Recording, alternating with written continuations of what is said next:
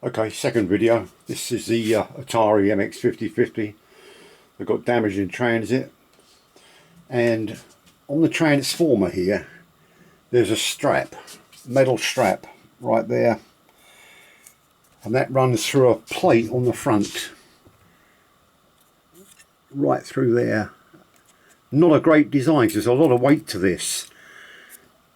Now, as you can see, I'll put a cable tie which has done the job, because this strap here underneath, can't see it from this part, has broken, busted through transit, rough handling, but this has held it.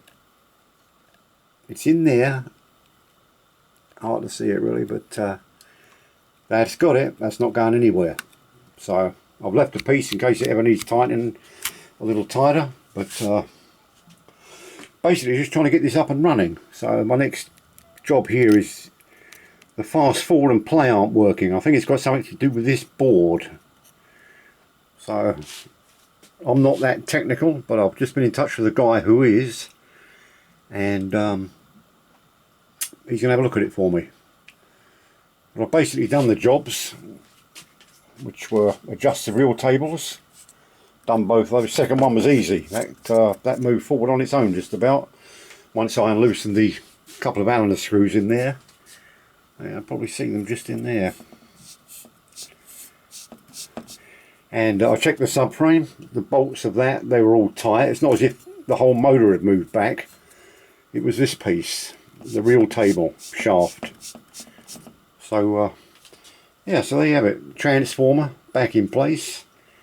And I'm just going to have a look at this, see what I can do myself before I hand it over next week. But apparently it was working before transit.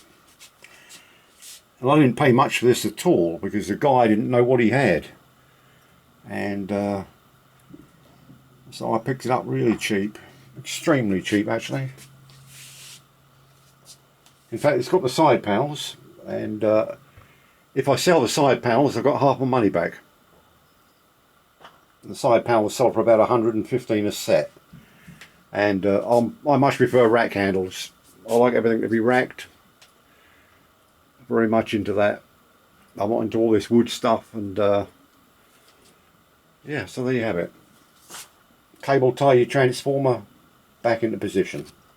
Otari MX5050 B22.